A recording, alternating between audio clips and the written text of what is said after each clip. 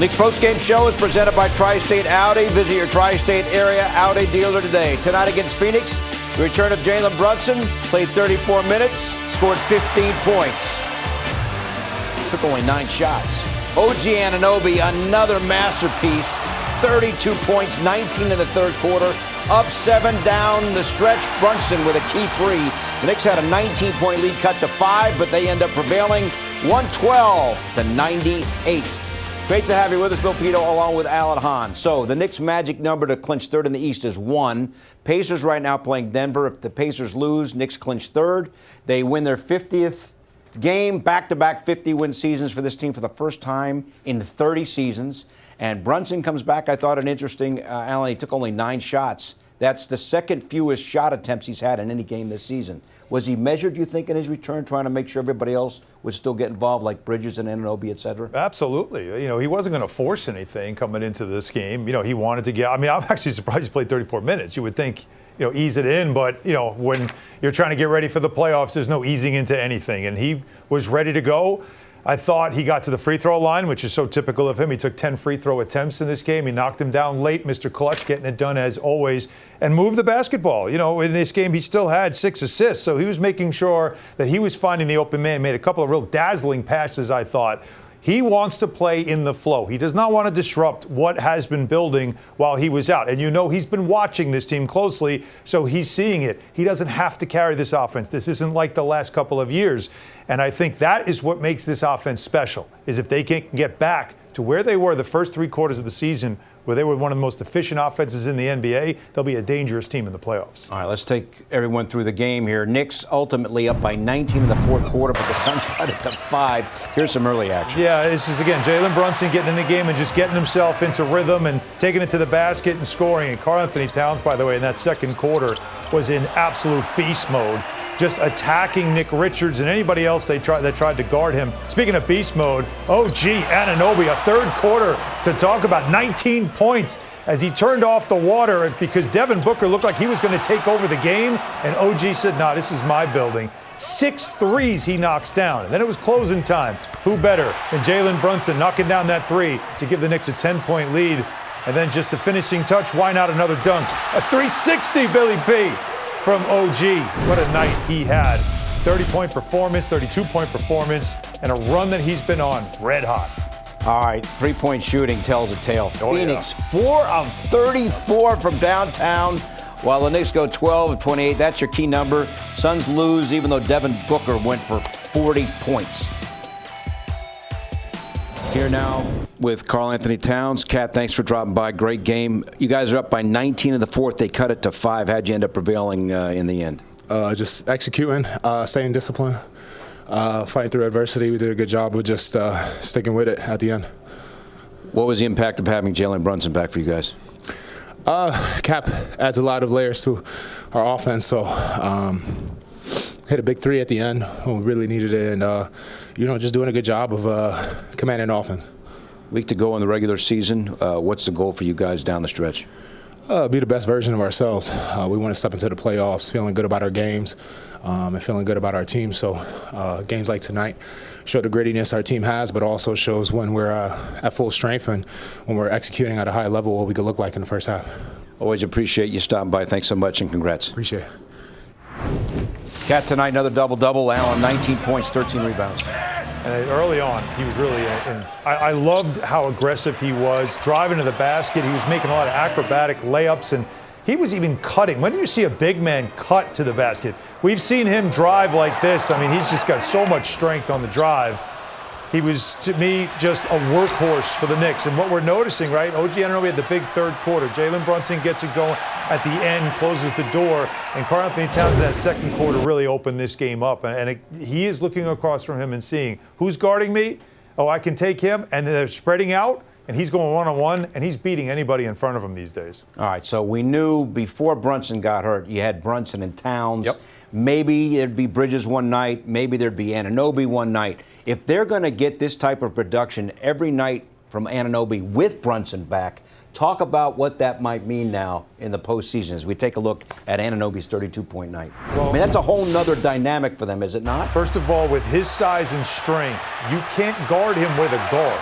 and not some skinny wing either. Like, you got to have somebody that's got some size, got some length and agility to be able to put up with him, but also have the power to deal. You see, he just dispatches people. Look at that, just moving people out of the way and literally dunking on them.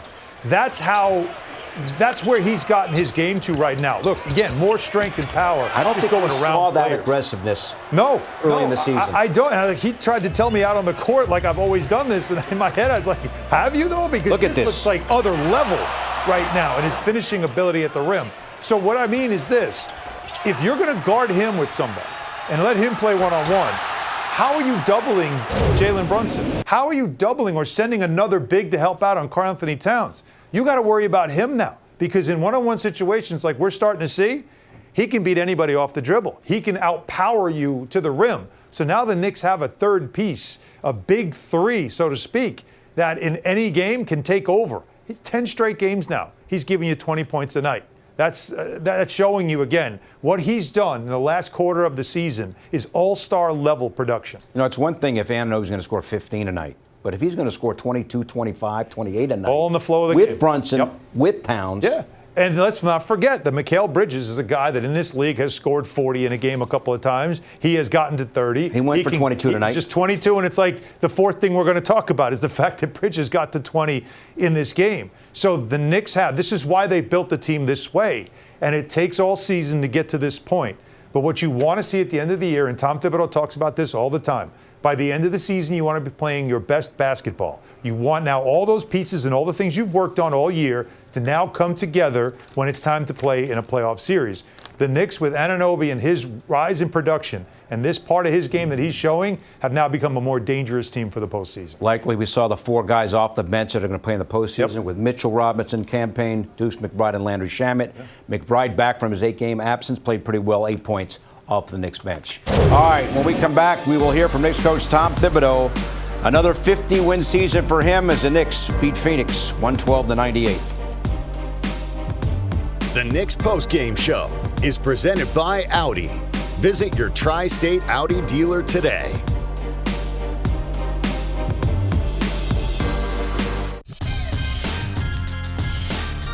Welcome back, everyone. Jalen Brunson returns. OG and Anunoby goes for 32, and the Knicks beat Phoenix 112-98.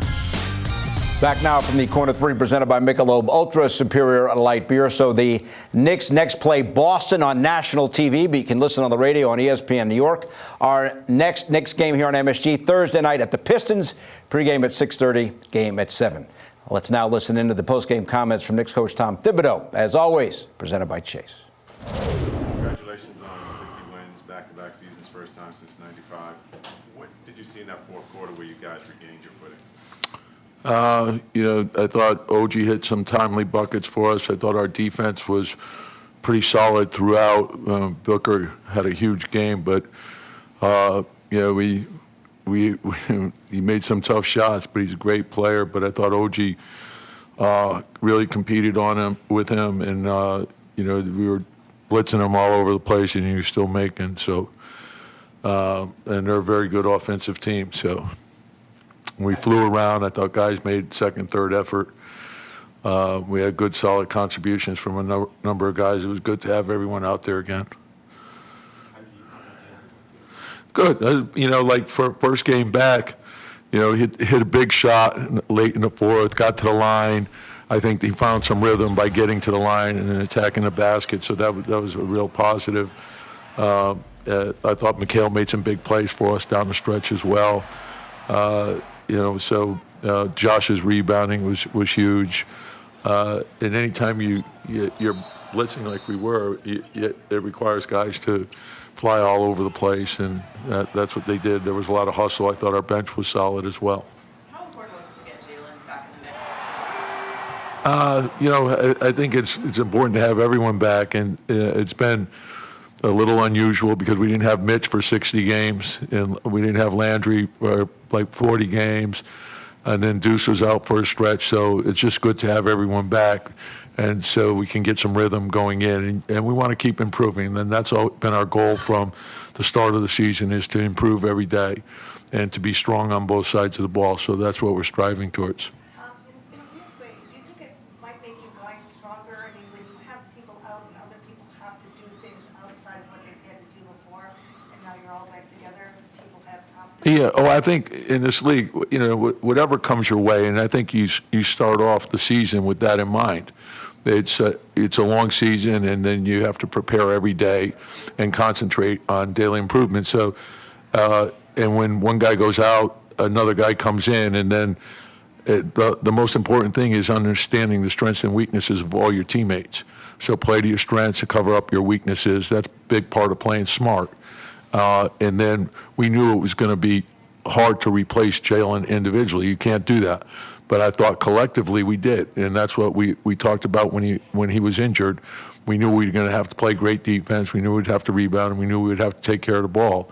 And then we got a number of good contributions from bench guys. DeLon Wright, Tyler Kolek played great for us during that period of time. OG and Mikhail were terrific, and Kat has had a phenomenal year from start to finish.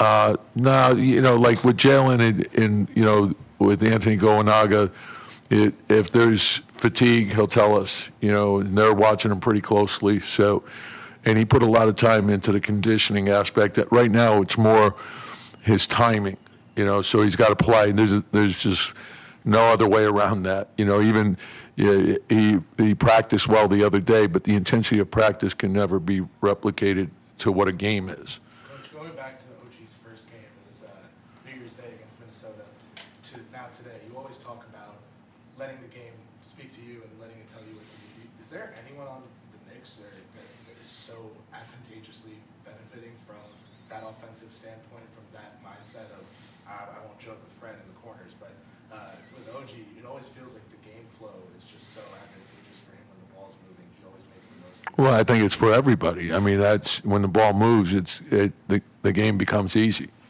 So, but you have to have a balance. You have to understand how important it is to get easy baskets. If you're getting easy baskets off your defense, that helps a lot. And then if you're in the half court, if you're executing and you're playing for each other, the game is going to. So if they're trapping somebody, you can play off that. We have a number of guys that are good attacking downhill. So if we play off that, and then you have the responsibility of making deep paint decisions. So when you get there, if you have a good angle to the basket, go. If the second defender's there, spray. And that's what we say is read the game and everyone play for each other. And when that happens, good things come from it. You mentioned Jalen hitting the three late and going to the line a couple times. Did you sense him attacking more later? Maybe he needed to just sort of play his way into his confidence? Yeah, I think usually what happens when a guy comes back, he sort of has to get a feel for the game again. And then usually there's a play or two where he'll be tested a little bit. And then once he realizes he's good, he takes off. And I thought the whole second half there was a different gear for him, and that's to be expected. Anytime, and I felt the same way with Deuce. I thought Deuce gave us really good minutes first time back, and Cam the same thing. And we needed those guys. That's where our energy comes from. Yeah, Tom, you got a day off and then you have Boston. I mean, talk about the challenge and what kind of test that is for you guys. Yeah, every game's a test, so tomorrow, day off, recovery, and then prepare to understand what goes into winning. Don't change your routine, but understand what we have to do to win. Yeah, when we talked about it, I think that as you head down the stretch, you want to check boxes. You want a winning record at home, winning record on the road. 50 wins is good, and you want the highest seed possible. And then you want to be playing well. So you're going step by step. We're not skipping over anything. And this is the approach we've taken all season long. So we're not going to change now. So we feel like this will help prepare us for what's down the road. Thanks, Coach. Yep, thank you. Worth repeating. Back-to-back 50-win seasons for this coach and this team. For the first time, this franchise has done it in 30 years. Yeah, you have to give credit where credit is due. We obviously talk a lot about the players on this team and what they do, but you also have to acknowledge Tom Thibodeau and his coaching staff and what they have done over the last 5 years in also building that standard and building that expectation of winning to a point now where a 50-win season is not something that is, wow, it's been a long time. No, now it's been back-to-back seasons. He just passed Pat Riley, right, on the all-time wins list in Knicks history. Well, the last coach to do back-to-back 50-win seasons was Pat Riley. He had a streak of 4 years in a row that ended in 1995, where they were winning 50 games a year. That's the standard that Tom Thibodeau has brought back to this franchise. It's been a long time. The consistency of winning and the expectation of winning, to a point now where you look beyond winning 50 and now look to the playoffs and see what the team can do there. Yeah, it's all going to come down to the playoffs. Knicks, obviously, I mean, they have been unable to get past the second round. And obviously the first round, they're most likely going to finish third. Most likely going to be Milwaukee or Detroit in round number one. Yeah, and we'll see who that first round opponent's going to be. And that, as you know, with the coaching staff, will be the only thing they focus on is that very next opponent.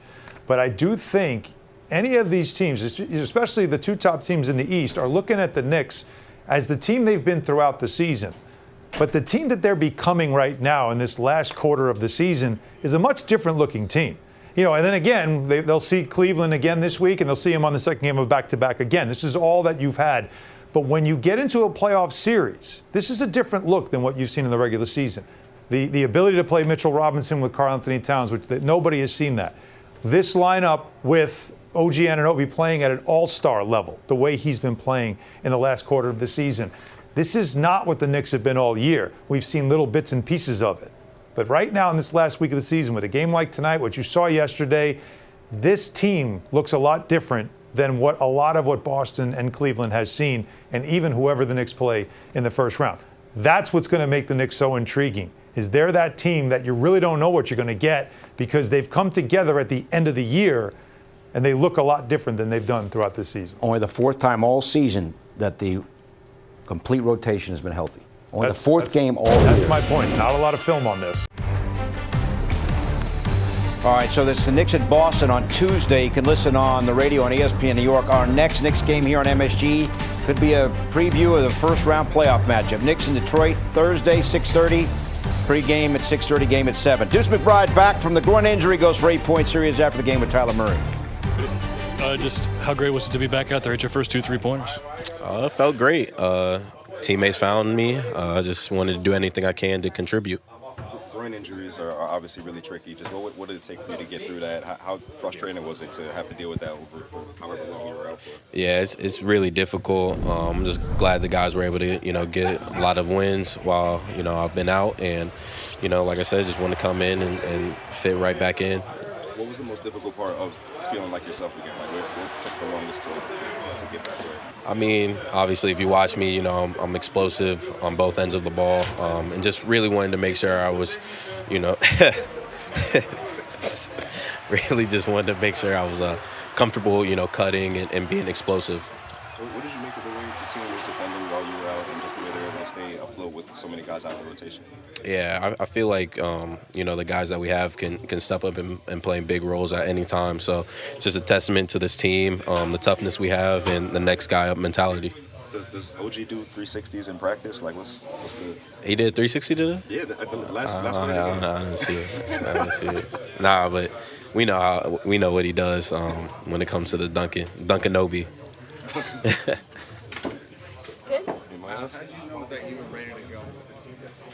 Honestly, shout out to our training staff, keeping me conditioned from whatever I could do from day one. First wanted to make sure my wind was right, and then obviously with the groin injury, just making sure I'm going live appropriately and just working my way back up into a game type of speed. Obviously, his contribution always significant and important, and he came back and he scored 8 points tonight. And got you 2 steals as well. We know how important his defense is, point of attack defense, and he's shouting out the training staff, which should be said here, because of what they were able to do to get these guys back, but get them back ready. We know what time of year it is. You can't ramp it up. You got to be ramped up when you come in, and he did. And something you were just saying to me, and I think we should also mention this. Tom Thibodeau mentioned it too. DeLon Wright, Tyler Kolek, all the guys that made sure they were ready to play in this moment when the Knicks were down to their 4th and 5th guards. That says a lot. Played well, but didn't get in. Neither guys tonight.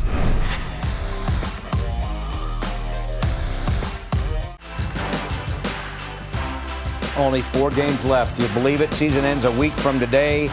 Knicks and Boston here in New York on Tuesday. That's a national TV game. Then at Detroit, then home to Cleveland, then at Brooklyn, and then we look forward to the playoffs. We're back with more after this.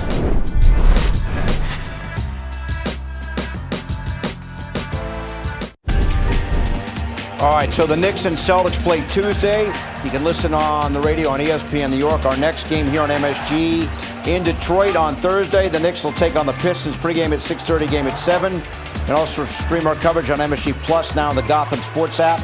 Want more than just a post-game show? Link your eligible TV subscription to stream Knicks games free or subscribe today in the Gotham Sports app. Just go to gothamsports.tv to learn more.